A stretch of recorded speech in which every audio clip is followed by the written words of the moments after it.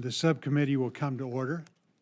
First, I'd like to welcome Ranking Member Ossoff and congratulate him on the birth of his second daughter, Lila. I've got 3 daughters, lots of drama in my house. I look forward to working with you on the subcommittee, and again, we just want to welcome you. We meet today to discuss the President's fiscal year 2026 budget request for military construction and family housing for the Department of Defense. I would like to begin by recognizing today's panel. Today we'll hear from representatives of the military services as well as the Office of the Secretary of Defense. Joining us are the Honorable Dale Marks, Assistant Secretary of Defense for Energy, Installations, and Environment, Lieutenant General David Wilson, Army Deputy of Chief of Staff, G9, Vice Admiral Jeffrey Jablon, Deputy Chief of Naval Operations for Installations and Logistics, Lieutenant General Stephen Skelenka, Deputy Commandant for Installations and Logistics, Lieutenant General Tom Miller, Air Force Deputy Chief of Staff for Logistics, Engineering, and Force Protection, who is approaching retirement after 34 years of service. General, thank you so much for your many years of service, and we certainly wish you well in your retirement. I'm sure we'll be hearing more from you someplace, but again, we do appreciate you very, very much. Brigadier General Zachary Warkomsky, Space Force Assistant Deputy Chief of Space Operations for Operations, Cyber, and Nuclear. This year's MILCON's request is $18.9 billion, a figure we only recently received due to significant delays in the delivery of the budget to Congress. We on the subcommittee look forward to receiving the justification books and related exhibits, which still have not been delivered but are expected later this month. From the data currently available, we know this request is an increase of $1.4 billion over the fiscal year 2025 enacted levels. While I'm encouraged to see another year of growth in the MILCON request, I remain concerned that we're not necessarily buying more, we're simply paying more. Some of these budget numbers are staggering. Not that long ago, hitting the $100 million mark on a single project was significant. Now it has become routine. Increments, once the exception, are increasingly the norm, accounting for nearly $6 billion in this year's request. That's more than 40 projects so costly they require incremental funding over multiple years. That may seem normal now, but this was not always the case. Multi-billion-dollar recapitalization efforts combined with the increasing complexity of facilities needed to support today's weapon systems are resulting in larger and more complex projects. At the same time, inflation and other economic pressures continue to escalate cost. This trajectory is not sustainable, and future budget requests cannot continue absorbing these rising costs. To that end, I'm encouraged by the conversations taking place within the department that are examining the full range of factors, policies, procedures, regulations, and laws that affect MILCON and its associated cost. Some of these are established by Congress, others stem from DoD policy, and some may be self-imposed. As such, the effort required to drive meaningful changes will vary. But I'm hopeful that these discussions will lead to thoughtful analysis, honest dialogue, and ultimately real improvements in the efficiency of the MILCON process. Some of this will require close collaboration between Congress and the department, and I'm committed to being a partner in that effort. There will always be factors beyond your control, which makes managing the areas you control all the more critical. The recent injunction reinstating project labor agreement requirements is a clear example of how external influences can introduce uncertainty and added cost into the MILCON process, costs that are especially difficult to anticipate given how long the current planning, programming, and budgeting cycles take. I hope one outcome of the ongoing review directed by the Deputy Secretary of Defense is a faster timeline from project inception to final delivery. As a critical force enabler, MILCON supports everything from infrastructure tied to new weapons platforms to quality of life facilities like hospitals, schools, and housings. We owe it to the service members, the taxpayer, to deliver timely, high-quality facilities on schedule within budget, and I hope that future budget requests reflect efficiencies that lower the cost of individual projects. I look forward to hearing from our witnesses today and continuing the dialogue and work needed for a successful MILCON program. Before we turn to our witnesses, I would like to recognize my colleague, Senator Ossoff, for his opening remarks. Good morning, and thank you very much, Chairman Bozeman. Thank you for your partnership. I look forward to the important bipartisan work we'll do together leading this subcommittee. I also want to thank you for your kind words celebrating Lila's arrival, and I'm pleased to report, Mr. Chairman, that baby and mother are both healthy. So thank you for the well wishes. To our witnesses, thank you for being here. Thank you for your service to the nation. I do want to note that in General Sklinka and General Warkomsky, we have two Georgians on the panel from Marietta and Snellville, so we're proud of you and your work. And it's great to be here at my first MILCON VA hearing as the subcommittee's ranking member to review the fiscal year 2026 budget request for military construction and family housing. The military construction budget is essential to our national security, to the capabilities and resilience of military installations across the country and around the world, and to quality of life for service members and military families. Georgia, of course, is home to 13 defense installations, vital to our national security and home to some of the nation's most important missions and capabilities, including key Air Force missions at Robins Air Force Base in Warner Robins and Moody Air Force Base in Valdosta, the Maneuver Center of Excellence at Fort Benning outside of Columbus, Naval Submarine Base Kings Bay on Georgia's coast, Fort Stewart, home of the 3rd ID, Fort Gordon, home of the Army Signal Corps and the Cyber Center of Excellence, where they also host a vital NSA facility, Hunter Army Airfield, which hosts elite U.S. Army Ranger and aviation elements, the Marine Corps Logistics Base in Albany, Combat Readiness Training Center in Savannah, and more. And through this subcommittee, I'll continue my work alongside Chairman Bozeman and members on both sides of the aisle to ensure that installations in Georgia, across the continental United States, and around the world are resourced to defend our nation and to deliver the safety, security, health, and quality of life deserved by our service members and their families.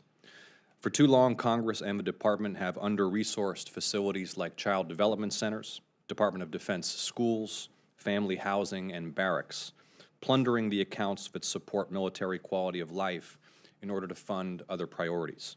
And this persistent neglect of military quality of life does a disservice to those who serve and to their families. It's also a national security issue. If service members can't live, eat, train, and work in safe, healthy, world-class facilities, our readiness is undermined and so is morale. And the Department's failure to provide military families, especially junior enlisted personnel, with the health, safety, and quality of life they deserve undermines recruiting and retention of talented young people to defend the United States. I'm pleased that this year's military construction budget request includes nearly $500 million for 5 important Georgia projects in fiscal year 26. These are projects I've championed for years, from a new elementary school at Fort Benning to the Trident facility at Kings Bay, and their inclusion in this request demonstrates the critical contributions of Georgia's installations, missions, and units to America's national defense, and I'll continue working through this subcommittee to see them through. In total, this year's budget requests $18.9 billion for MILCON, a $1.4 billion increase over the current year-long CR. We know that MILCON has historically acted as a bill payer for other efforts within the department, and that the services have extensive unmet needs. And as I noted earlier, deferred MILCON has contributed to service members living in dilapidated barracks, training in insufficient facilities, and working in deficient spaces for their missions. I want to note a few concerns. First of all, I note with concern that the White House has decided to circumvent the budget process and push $900 million of MILCON funding into the partisan reconciliation measure. And let me be clear, MILCON in a reconciliation bill is not MILCON appropriations, it's a slush fund.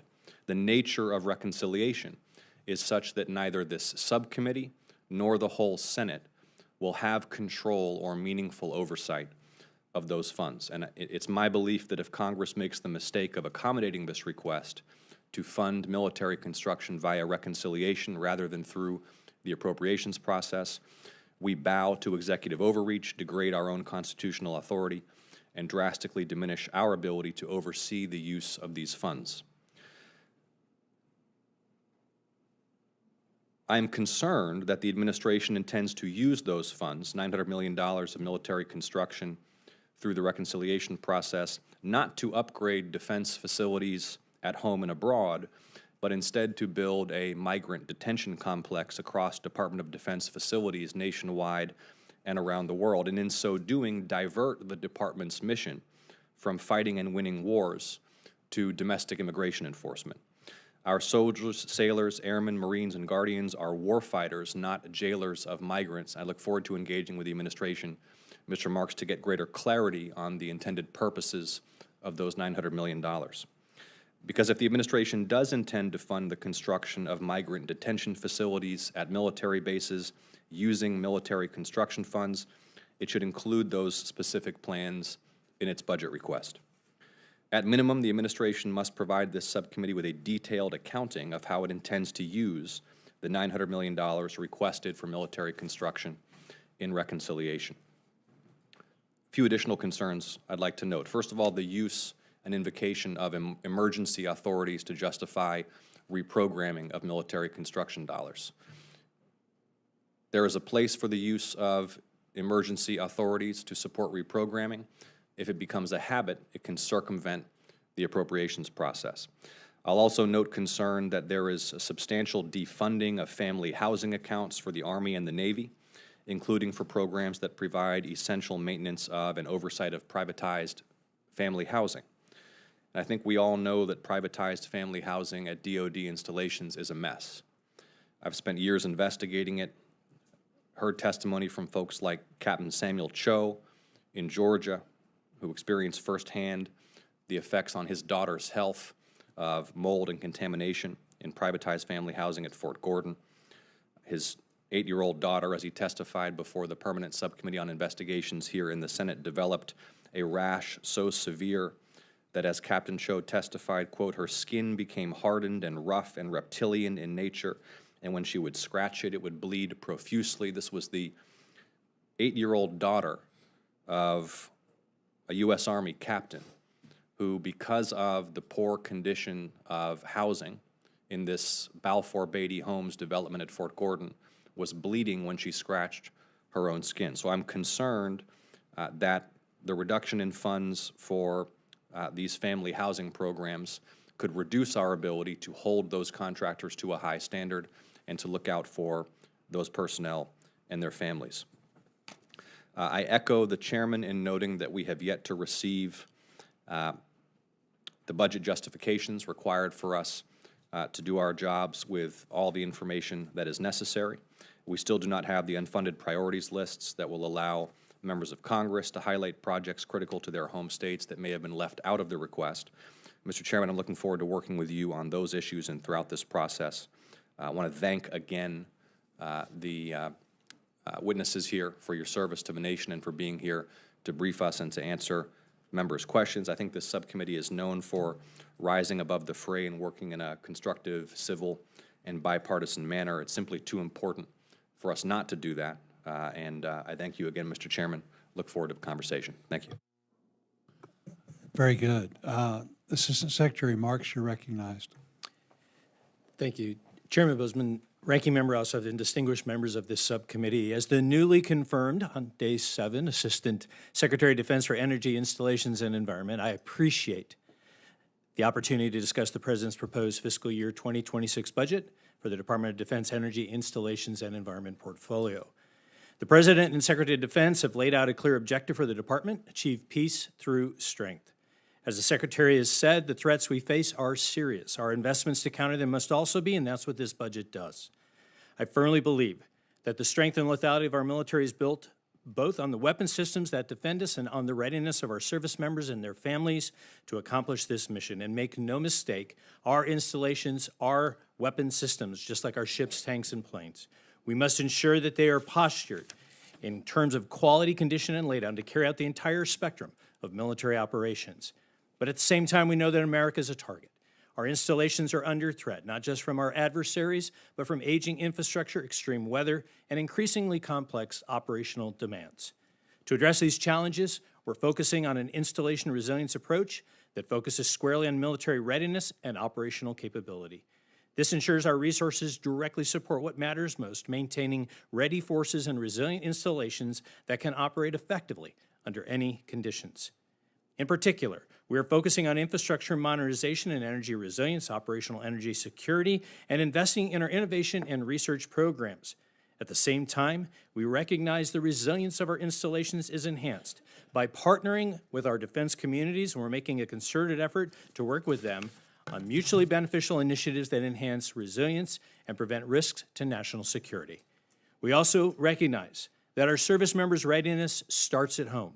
We want to ensure our warfighters are able to deliver 100% of their effort to their missions without having to worry about issues with their housing or the health and safety of their family members back home.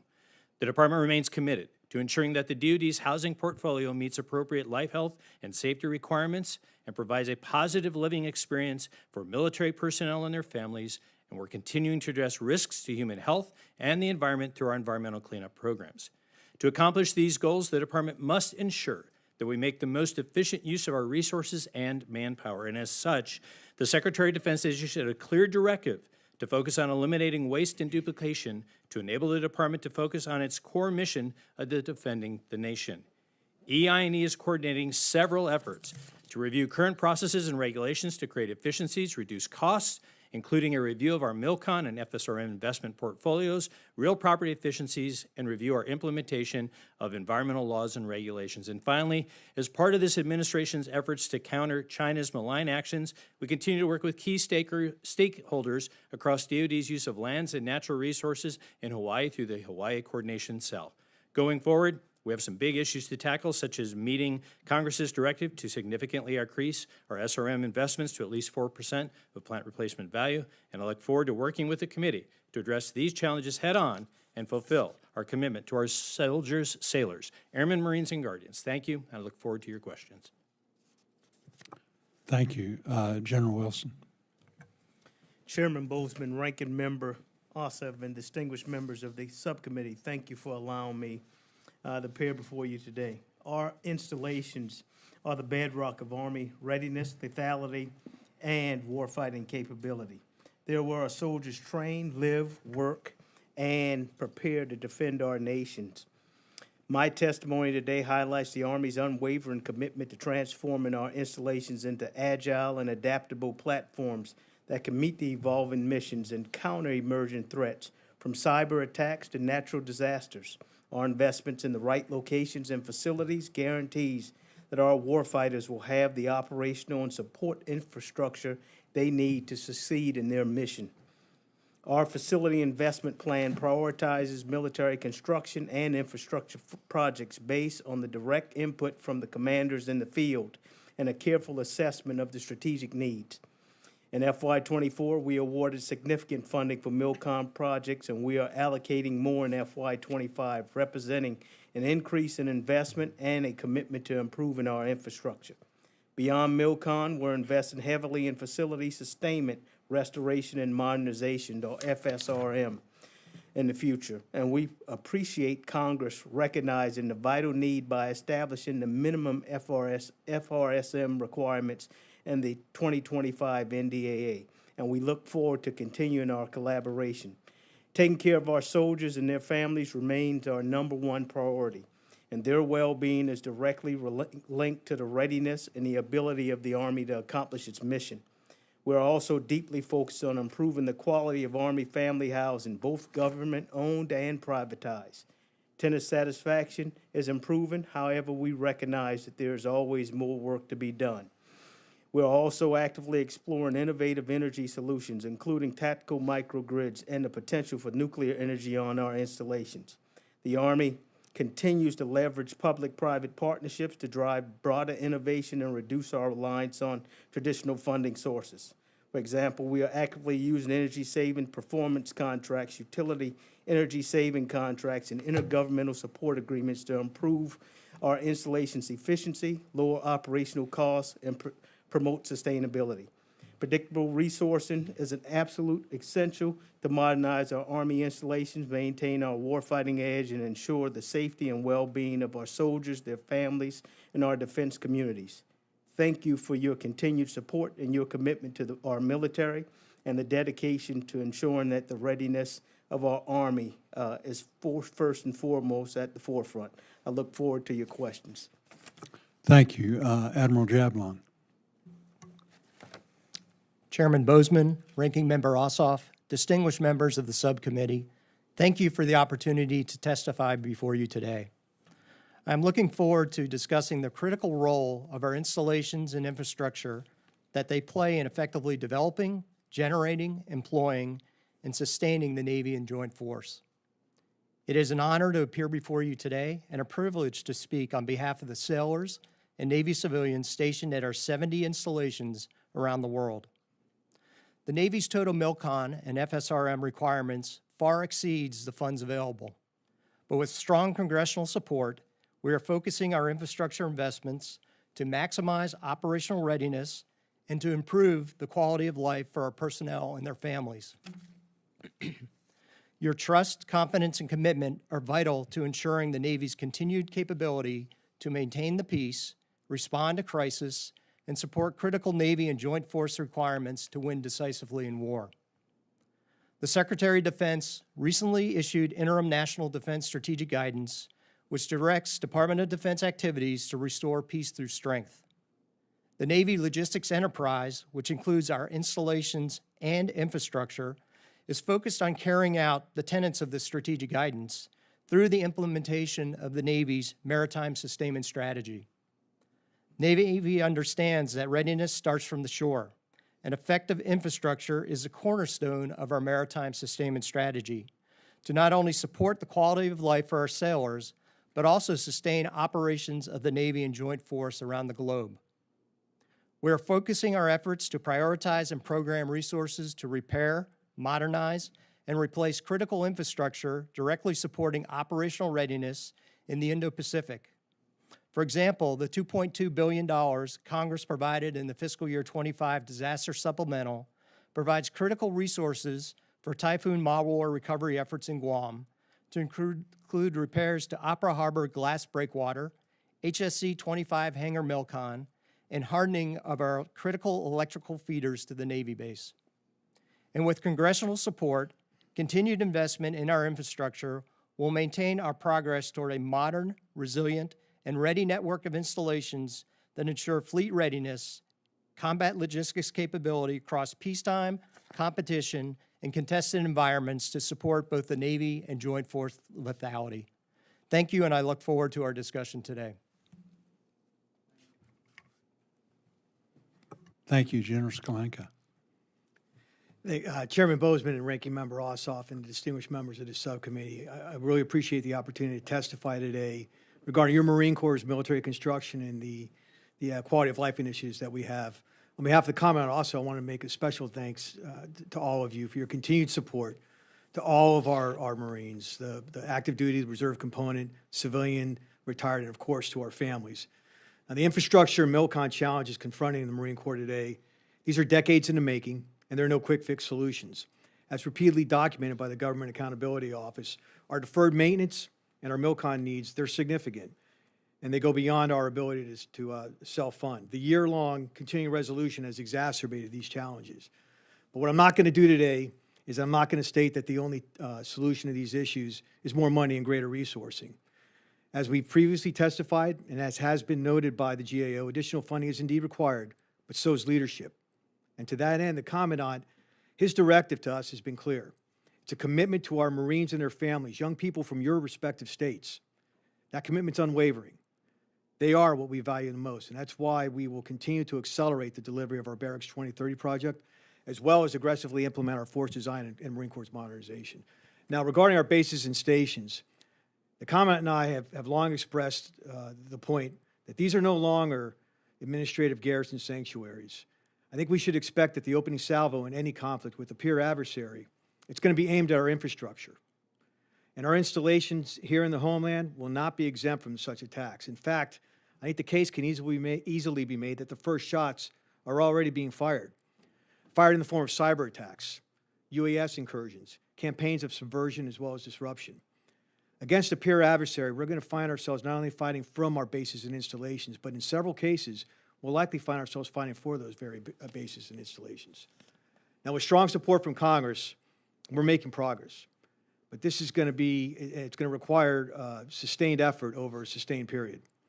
No one budget year is going to provide enough resources to overcome our existing challenges or to eliminate the threats to our installations. However, the Marine Corps, as we always have, will continue to make every dollar count and maximize the return on investment for the American people and the Marines that they've entrusted us to lead. Now, we remain extremely grateful to the subcommittee for your partnership and your leadership, and together we're going to ensure that our installations are as resilient and as ready as the Marines that they support. Thank you again for the opportunity to testify today, and I look forward to your questions. Thank you, and General Miller.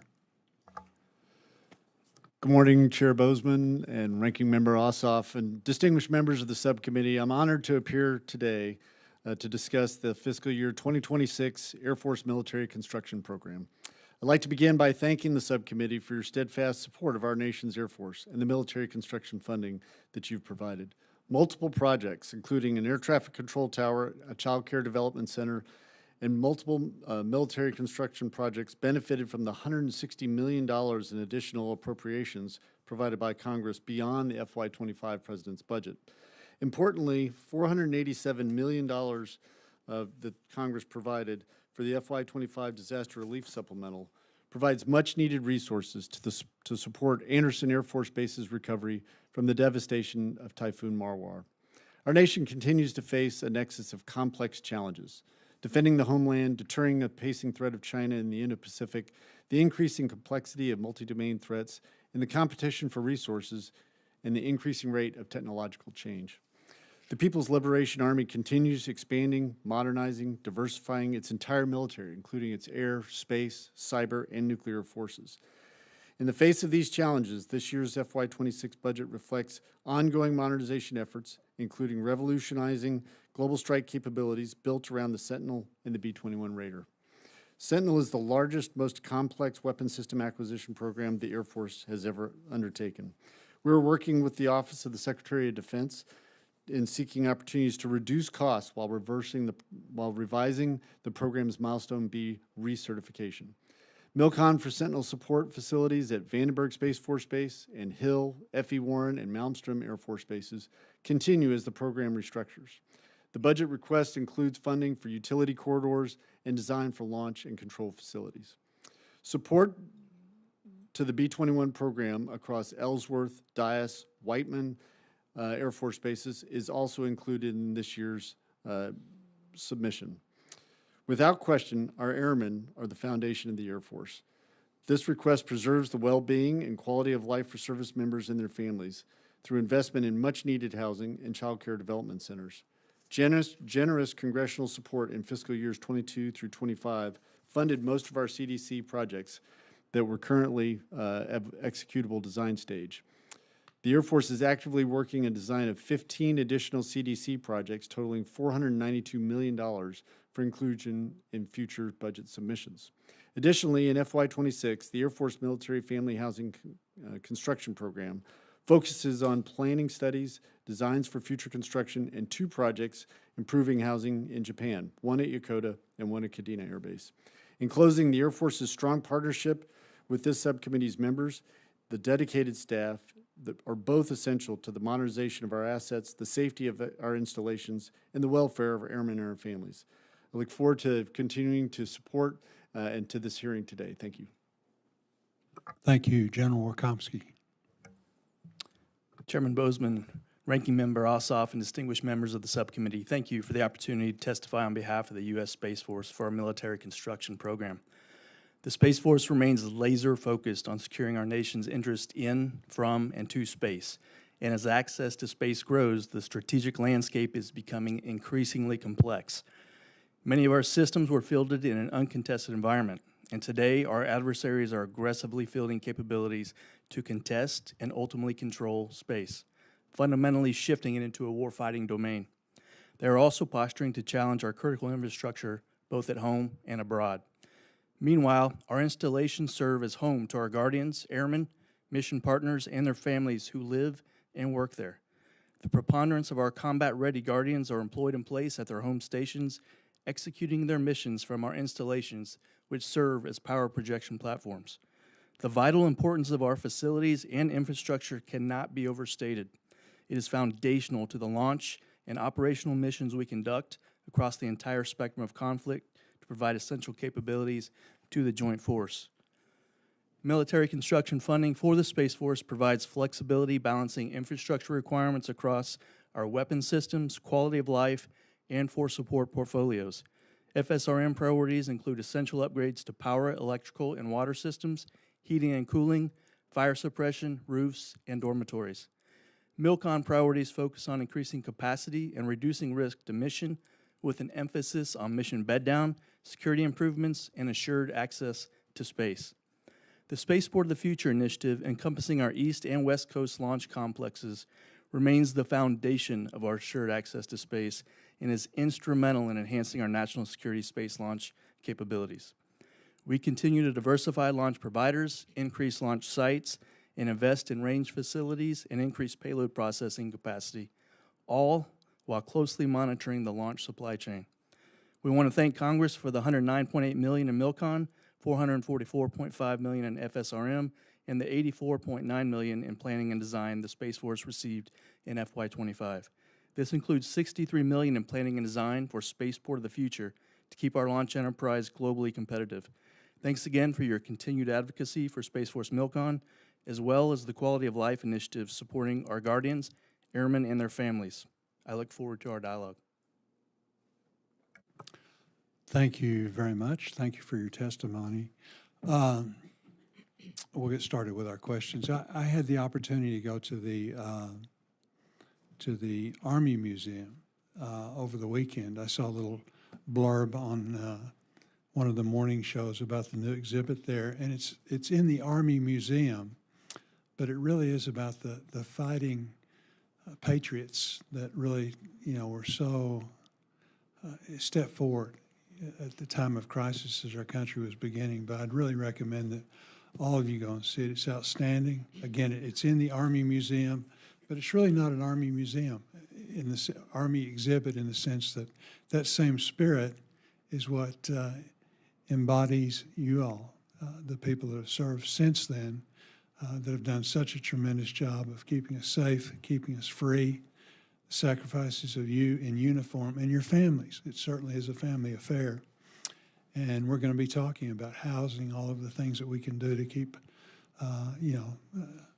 families together, that aspect of things.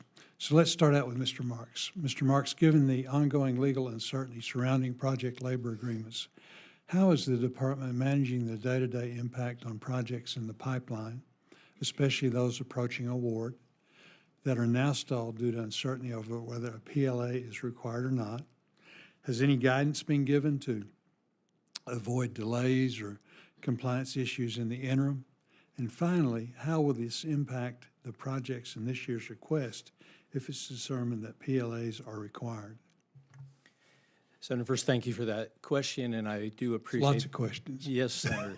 But I do appreciate the time that we did have to begin to discuss this. First and foremost, as I shared with you, anything that increases cost and schedule is of a concern to the department right now. And so we're working very, very hard to look at that. The administration supports the use of project labor agreements where those are practicable and cost-effective. But I, again, want to emphasize that I affirm and recognize your concerns about the costs and the drivers that could potentially cause those projects to increase.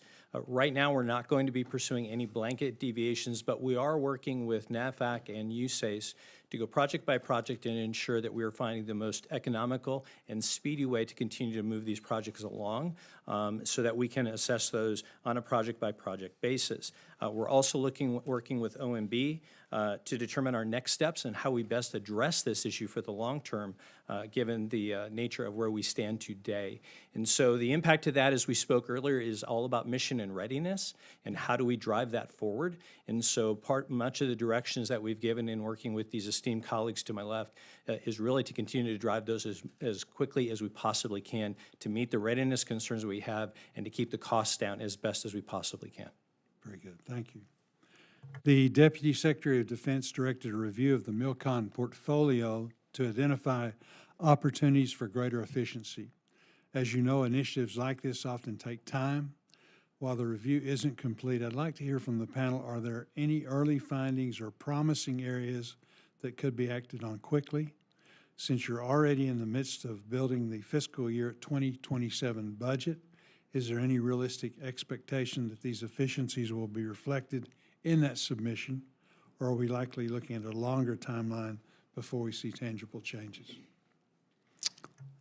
Senator, let me lead with that just in a broad sense, and then I'll defer to my colleagues. But as we were working on those, some of the early things that we are examining continue to be the use of other transactional authorities where it makes sense to move quickly. More importantly, we're taking a page from our partners at Defense Innovation Unit with an accelerated design build, ways to bring contractors together more quickly, get through this changing requirements idea so that we can get it done quickly, move it ahead quickly. The idea of also building projects, bundling multiple projects together where that makes sense.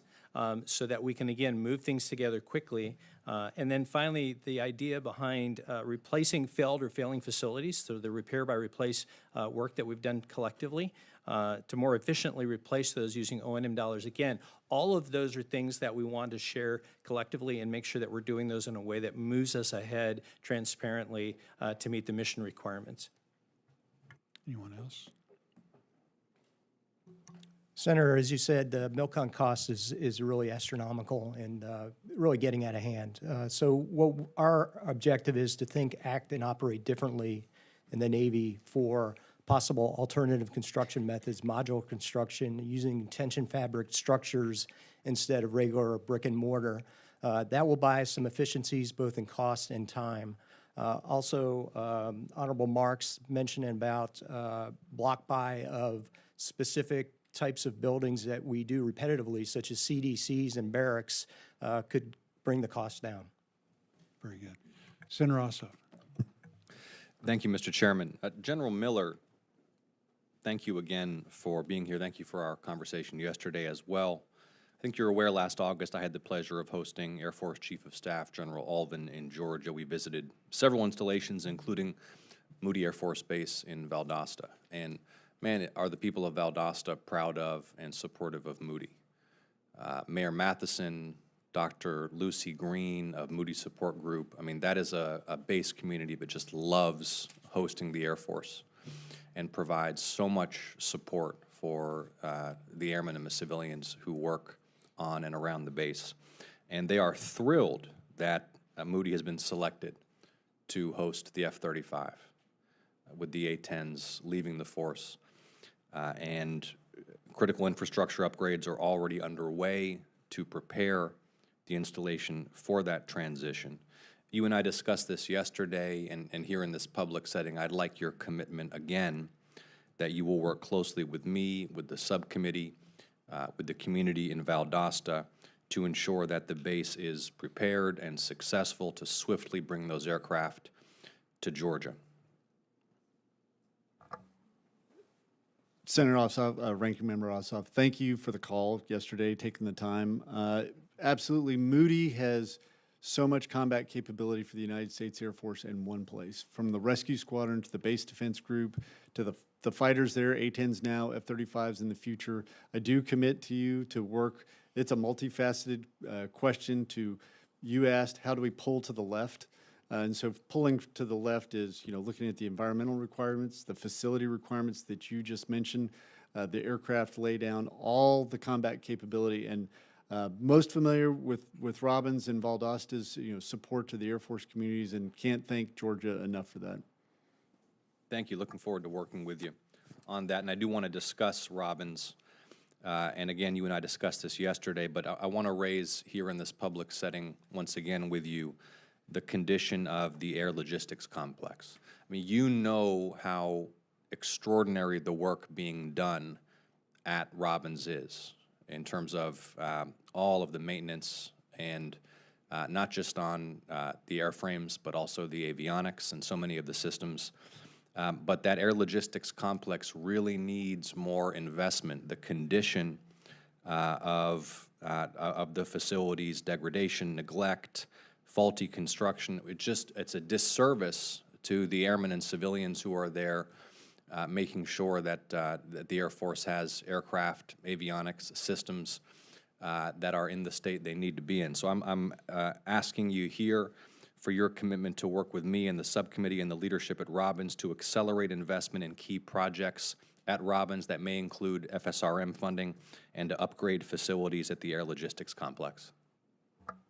Yes, sir. And in the public forum, I do want to just applaud Warner Robins Air Logistics Complex has turned around vexing problems we've had with weapon systems F-15, C-5, C-130 in all aspects, meeting on-time delivery and providing more flight line availability for those weapon systems in wings throughout the Air Force.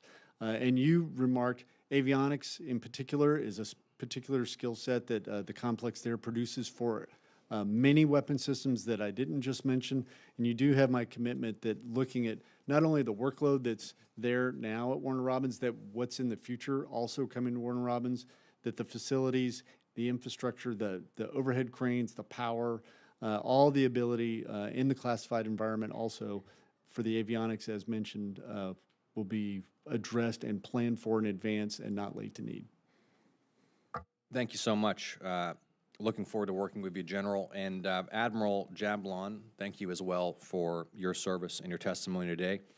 Georgia is proud to host Naval Submarine Base Kings Bay. We are proud to host the East Coast home for the Ohio-class submarines. We are working closely with the Navy and with the Department in order to prepare for the transition to the Columbia-class boats. It is one of my top priorities to make sure that we're investing in Kings Bay to prepare it for the equipment and the missions that are coming. Can I have your commitment, Admiral, to work with me and the subcommittee and the leadership at Kings Bay and local leaders in Georgia to ensure that the base is fully prepared to accept the new Columbia-class submarines? Senator, thank you for that question. As a former Submarine Group 10 commander in Kings Bay, you do have my commitment to work with you and the subcommittee.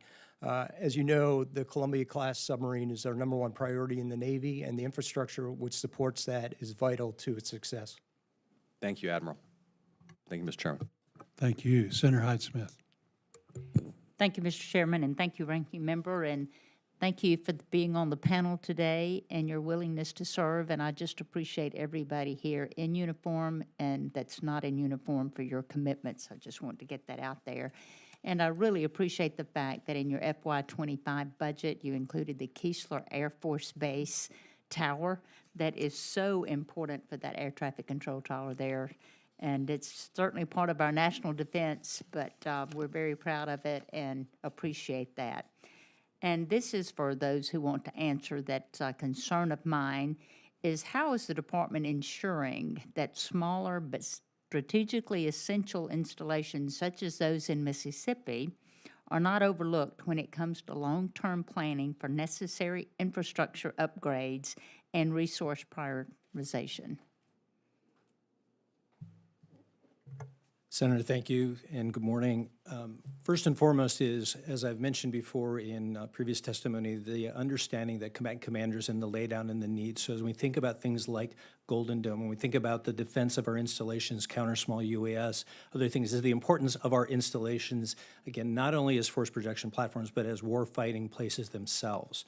And so as we take that, the department's taking a comprehensive look at all of our locations to ensure that we are in the right locations at the right time, and making sure that we're making the proper investments to meet those there. And I know each of the services has their own determination of how that is important, but I assure you that we are taking that seriously as we look across the entire portfolio of our installations and their importance to what the future defense of our national security.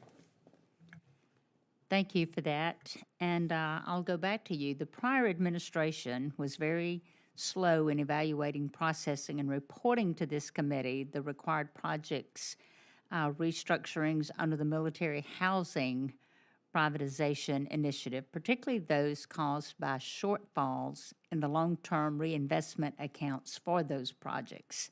What is your team doing to expedite these evaluations and reports to this committee and OMB so that our service members can benefit from the much-needed improvements these restructurings will provide for them?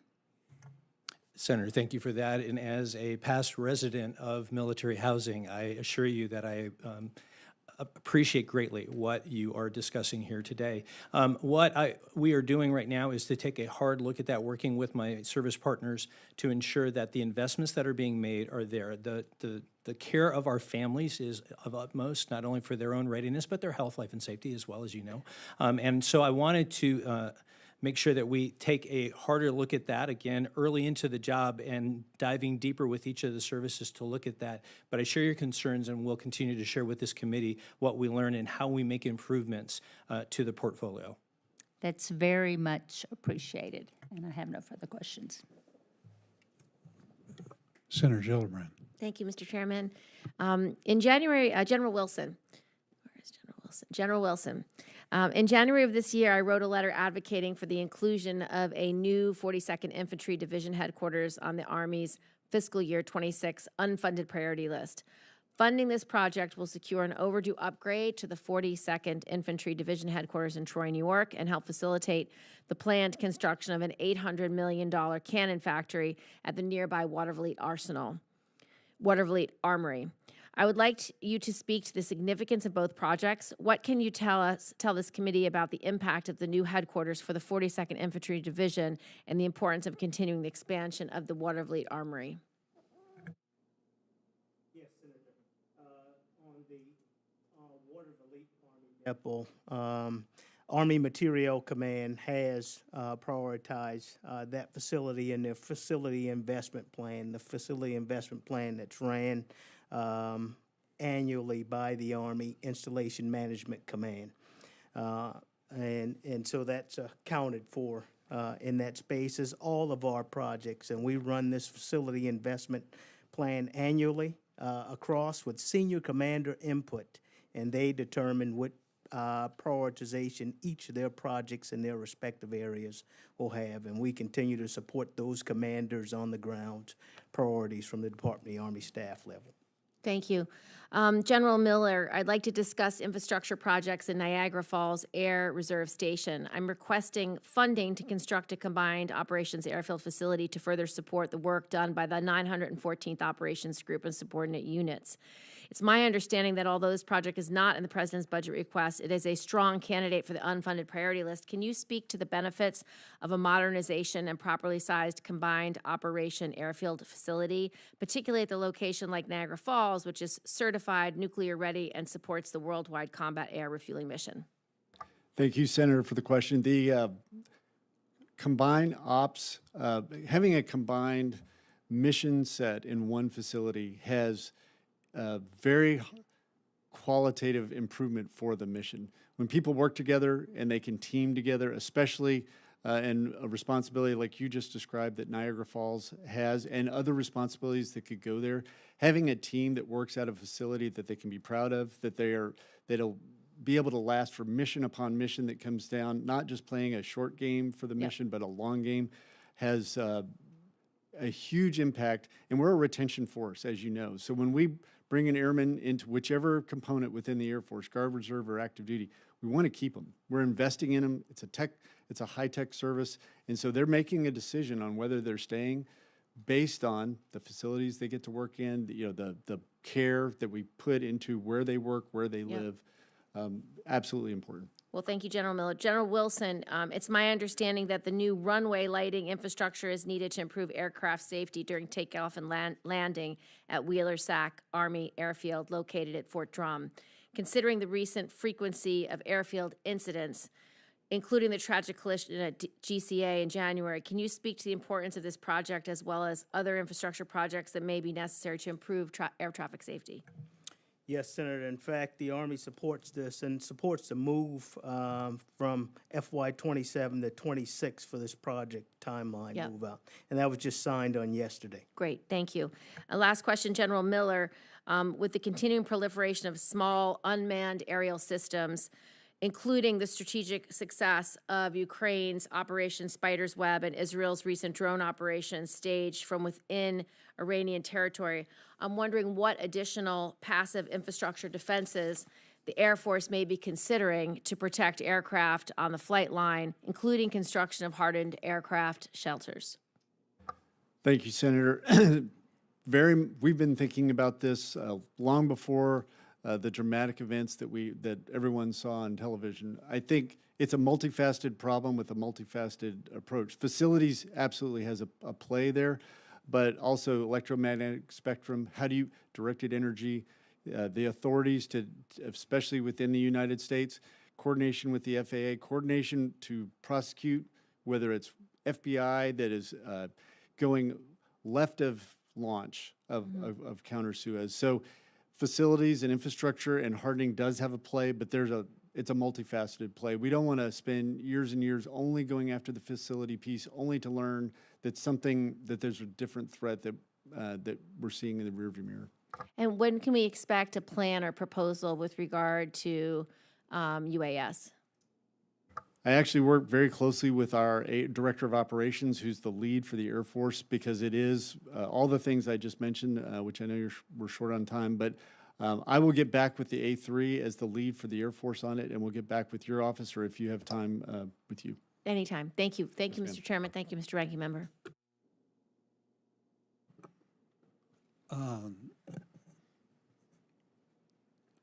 Admiral Jablon and General Miller, the Navy and Air Force sustained major infrastructure damage on Guam due to Typhoon Mawar. While Congress provided an initial down payment to the disaster relief supplemental, significant unfunded recovery remains. There appears to be little, if any, disaster recovery funding in this year's budget request. What actions are the Navy and Air Force currently taking to address the damaged infrastructure on Guam? And what is your plan to request and secure the additional funding required for full recovery? Senator, thank you for that question. As I mentioned in my opening statement, really thankful for Congress's supplemental $2.2 billion, focusing that investment specifically on FSRM investments to get after the Typhoon Mawar effects that destroyed many facilities. The backlog of infrastructure to correct from Mawar is about $40 billion right now. So we are looking at those most critical infrastructure assets, hardening our electrical utilities, going after electrical utilities within the Navy base at Polaris Point to focus FSRM and MILCON dollars on that. But we're working as diligently as we can in a prioritized way to get after Mawar recovery efforts. And Chair Bozeman, if I could add, from the punishing environment, as you know, of Guam, humidity, wind, it has a degrading effect on equipment. We've had a lot of pre-positioned equipment that we had pre-positioned at Anderson, and this is prior to the typhoon, where we didn't have adequate facilities to shelter from the weather. That was only accelerated through when the typhoon hit. So we had degrading Spalding concrete and uncovered equipment that just accelerated after the typhoon. We have taken the funds that have already been provided by Congress and doing warehousing to get equipment out of the weather. We have $109 million in two projects, which we'll award in August and September, to address two dorms that we need to renovate, 2 out of 4 that we're looking at. But to get to your question very directly, we would be decades trying to absorb the requirements that we have within the base budget of the service. If it's $8 billion is the current estimate for the Air Force, which is more than twice as much as we have in MILCON for any 1 year for current mission MILCON and new mission MILCON.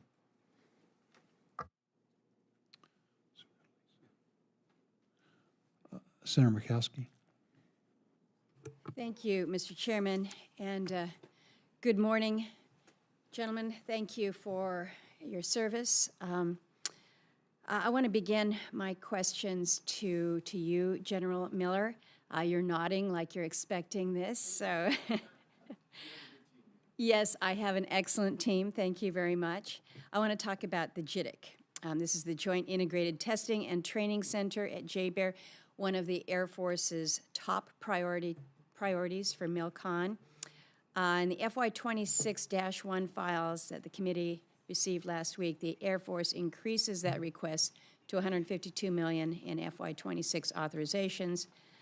Can you share with the committee how we jumped? This was always a significant project. It was big, even in Air Force terms, but increasing from $97 million to $152 million, and also whether or not we should expect any delays or other consequences in the project based on the late addition to the scope of the project. Yes, Senator, thank you. The JITC, the importance of the JITC can, I don't have the words to describe how important it is to the Joint Force, to the air domain. So you know the mission analysis behind that. In the analysis as we were going forward, the power requirements, because of that unique capability that the JITC brings, drove an additional substation that was required, so $105 million additional dollars. That was the majority of the escalation. Is the power requirements are so dramatically larger for what the mission of the JITC will be. That was the escalation. So can you share then, because you know the situation in Cook Inlet with the natural gas supplies dwindling, how is the Air Force working to secure long-term energy needs for not only JBER there, but really for the bases more broadly in Alaska? So, Senator, I'm sure you're aware of the recent announcement for the microreactor at Yes, Eielson. finally, we're pleased to see that. Yes, ma'am. And that's really, I think, that's an indicator for the future for us, not only for a location that's so reliant on a source of reliable, that's repetitive, energy to have it there, but from a resiliency standpoint, from being able to island off of the grid.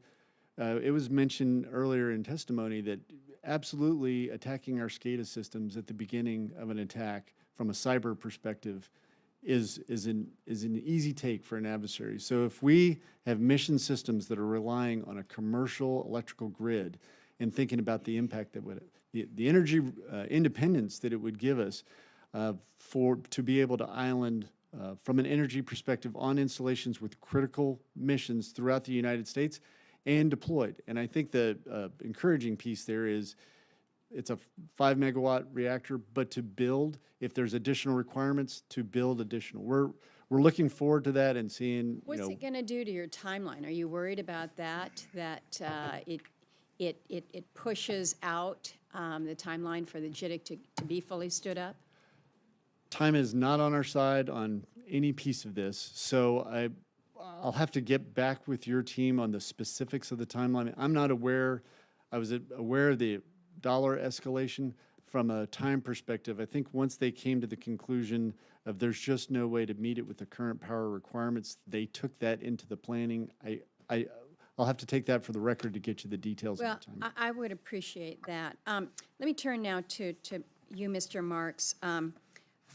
Also, sticking with the energy vulnerability, we know the situation in Alaska, again, a great reliance on natural gas out of the Cook Inlet, and up in the interior there, specifically at Fort Wainwright, the concern about Wainwright being vulnerable to unexpected outages and operational issues. Wondering whether the budget request reflects appropriate funding levels to address energy reliability challenges like we have at Wainwright. And then I'm going to throw an extra question in here, and this is related to dual-use infrastructure. I have been pushing much more aggressively on what we can be doing within particularly the Alaska environment to move towards opportunities to construct projects that are able to serve multiple departments and agencies. I'm concerned about energy, and I want to focus on dual-use infrastructure. Senator, thank you for that. First, being sensitive to time, I know the first one, installation energy resiliency plans are certainly part of what has been put into the program, and so I'll be happy to come back to you and we can discuss that one further. Great. Alternatively, on dual use, I agree with you. Partnerships and industry best practices are things that we need to continue to pursue, and so also that's something that we can share together, and I'll be happy to come back and meet with you on that. Thank you. Mr. Chairman, I have many questions that I'll submit for the record, but I appreciate the individuals being here today. Thank you. Senator Baldwin. Thank you, Mr. Chairman and Ranking Member, and thank you to all of our witnesses. Thank you for your service. I want to start with you, General Wilson. I understand the Army Reserve is facing a multi-billion-dollar backlog in deferred facilities restoration and maintenance, and I'm concerned about the impact this backlog has on readiness for not just the reserve, but also the active component, given the critical sustainment and logistics capabilities that reside within the Army Reserve. Fort McCoy in Wisconsin is a key installation for reserve component training and large-scale mobilization. For the Army G9 perspective, how are military construction investments at Fort McCoy, as well as those for individual reserve units in Wisconsin, being prioritized to support their long-term strategic value? Thank you, Senator.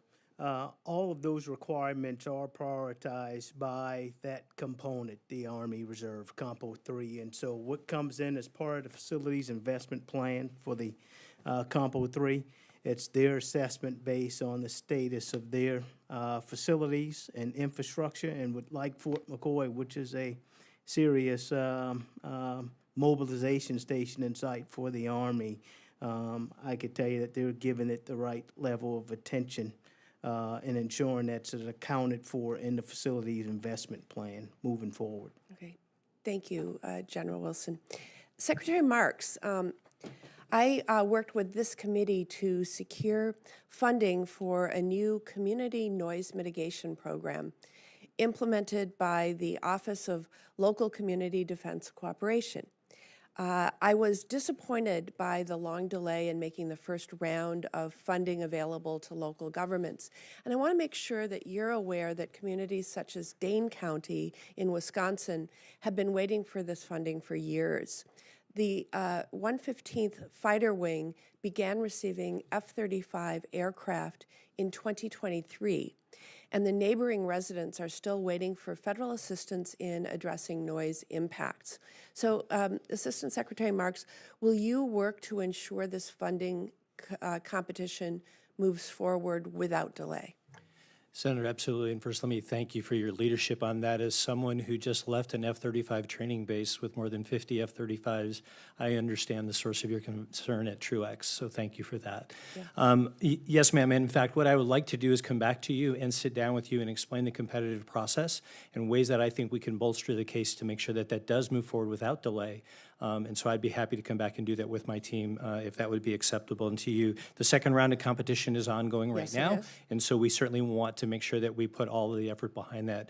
And I acknowledge that and would be happy to schedule that with your team. Yeah, it closes out shortly in early July. And That's I know correct. that my community is working very hard on their submission for that. And I would welcome a follow-up with your team to talk in more granular detail. Be happy to do that, ma'am. Mr. Secretary, this committee has also long been concerned about the backup of cleanup efforts at current and former defense installations. The most recent publicly available information from the Defense Environmental Restoration Program on the status of planned remediation is from fiscal year 2023. That information lists an intent to devote over $1 million to cleanup activities Wisconsin in Wisconsin in fiscal year 2025. I know I speak for many on this committee when I express my dissatisfaction with the full year continuing resolution that passed in March. But my question for you, Mr. Secretary, is what is the status of this fiscal year 2025 funding that was planned for locations in Wisconsin, including Badger Army Ammunition Plant? And the second question, is the department still on track to devote this funding towards urgently needed cleanup efforts there? Senator, thank you. We take our environmental responsibilities very seriously, and I do owe you a deeper dive as I'm learning the position right now with my team on each of the cases, and unless General Wilson may have more to this. But I can assure you that we are going to continue to push forward for those things. What I need to make sure that I go back and look at is how that all lays down flat within Wisconsin, which I don't have with me today. I'd be happy to take that for the record and come back to you on that. I'd appreciate that. Maybe we can do both topics at once. Absolutely, as a ma'am. follow-up meeting. Yes, ma'am. For many years, the Badger Army Ammunition Plant operated, and while it was declared surplus to the Army's and the Department of Defense's needs back in the late 1990s, there's still some remediation that needs to happen there. Thank you, Mr. Chairman. And Senator, from the Army standpoint, we account, there's 27 sites that we're still working toward, and we're committed to the EPA standards for remediation. And the prioritization, of course, most contaminated location is how we're making sure that we step through the list. Thank you. The senior senator from North Dakota. Thank you, Senator Mr. Hogan. Thank you, Mr. Chairman. Thanks to you and Ranking Member for holding this hearing today. I'd like to thank all of you for your incredible service and as well as all your staff that's here with you. Thanks for your incredible service. We appreciate it and for being here today. General Miller, some gratitude to you for the resurfacing at the Grand Forks Air Force Base runway, or the upgrades, I should say, that runway. Very important. Right now, we're actually hosting, as you know, the B-1 from Ellsworth, as they're making modifications there for the new B-21. And I think we're the logical place to bring it for the Dias B-1s when they have to do the same. So thank you for that, being on top of that. Appreciate it. And that's, by the way, that's going very well, in addition to our ISR mission, hypersonics, satellite, and all the other things we do there at Grand Forks. I want to ask you about Sentinel, though. Very important that we keep Sentinel on track. As you know, because of the Nunn-McCurdy review, we've had a pause. But now, from what I've seen, Air Force is doing some very good things about getting to concurrency in actually installing Sentinel across the 3 ICBM bases and working to get back on track. And we've worked very hard to keep that program funded. And we're doing that again through reconciliation. Talk to me about how you're going to make sure that that gets done concurrently across the 3 bases and on schedule. Thank you, Senator, for the question. And the concurrently versus serial, you know, and getting there's important work right now, even during the restructuring on Sentinel for utility corridor work, which is vitally important regardless of the specific restructuring action. The utility corridor work that is being done now and the planning and design for launch facilities and launch control facilities all has to be done in advance. I think not knowing what the future brings, there are budgetary requirements in the future. Doing the things we can do right now in the known environment is important. And so that's where we have parts of the Sentinel program have paused under the restructuring, but not the part you just described. So the utility corridor and the planning and design for that launch facility, launch control facility, all can be done and is being done now. And you're committed to proceeding as I've just described and you and I have just discussed. Yes, sir. Thank you. And then the weapons generation facility at Minot Air Force Base. Right now, the only place that we have air-launched cruise missiles, particularly nuclear air-launched cruise missiles, is Minot, and Minot and Barksdale will be the only places going forward. We need upgrades to that weapon gens facility. Talk to me about how you're going to get that done in a timely way.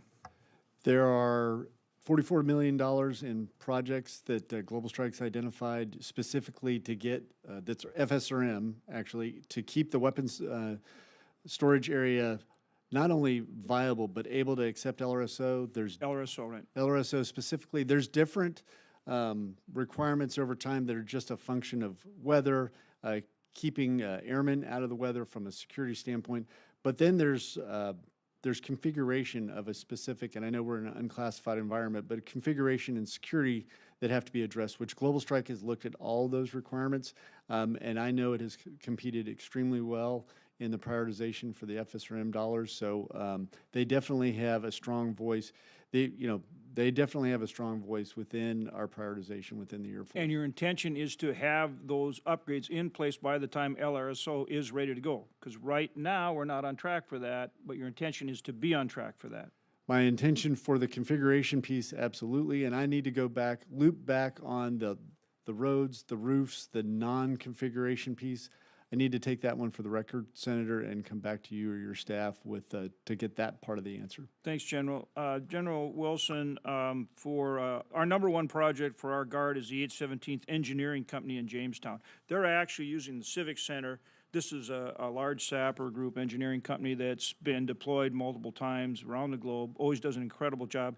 They need a new facility. There's $2.5 million in the 25 continuing resolution, but it was not in the 26 budget request. This is a priority. What can you do? Senator, we will make sure that we circle back with the Guard from the Facilities Investment Plan consolidated list that was approved by them. Of course, that prioritization we're committed to supporting based on the resourcing that becomes available. Okay, and this next one I know is really important to the chairman of the committee here because he likes to come up to North Dakota and go to Devil's Lake where we have an incredible Army National Guard base, Camp Grafton. And not only does it provide a lot of training, particularly for NCOs, but also it houses the BIA Law Enforcement Training Center, which is the only one we have other than down in Artesia, New Mexico. There is a facility there for lodging, and I know you would want our chairman to be comfortable when he comes up there. And that has been 100% design completed, $8 million spent on the project cost, but he might be coming pretty soon, so we need to make sure we keep that moving. And out of deference to our chairman, can you help me keep that moving?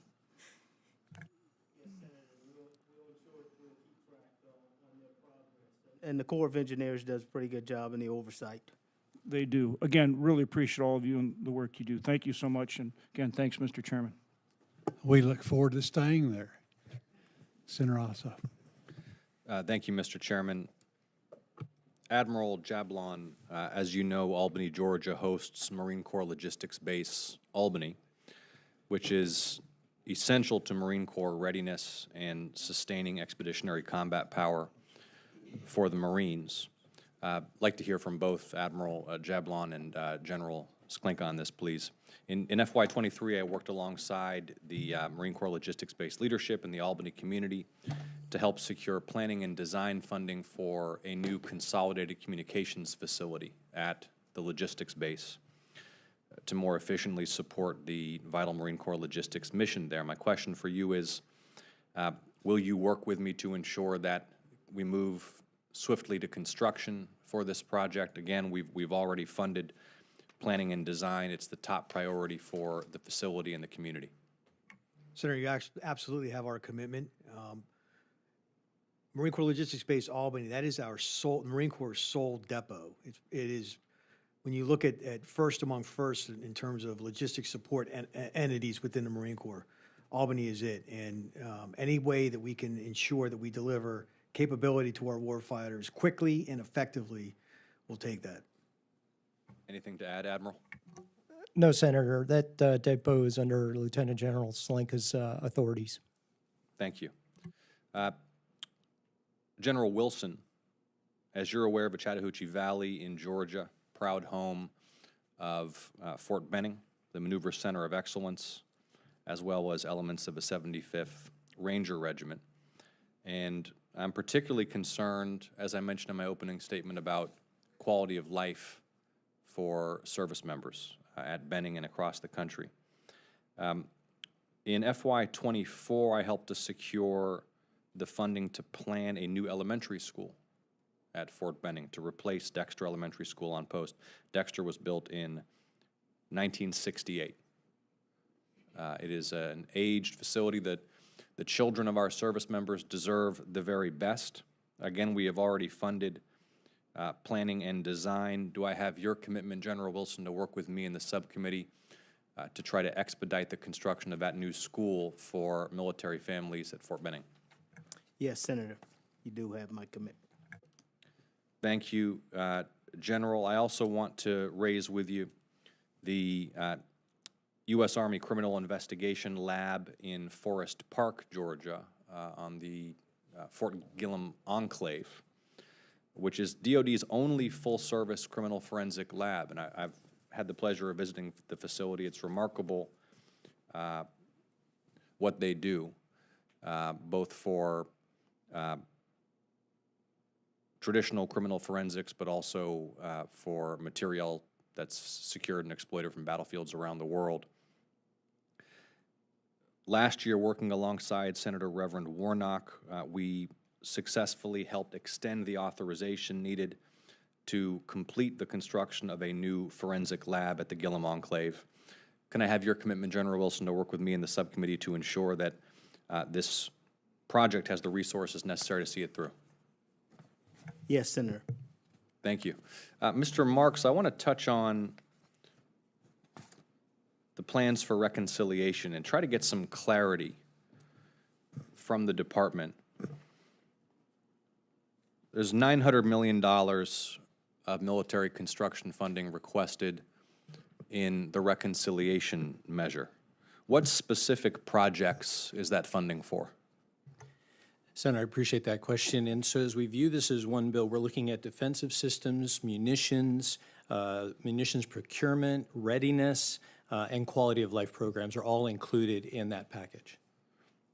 That is many things and important things. My question is what specific projects will be funded by the $900 million allocation requested for the reconciliation measure, as opposed to the remainder of MILCON funding, which the administration wants to move through the normal appropriations process. What is that $900 million for, specifically at the project level?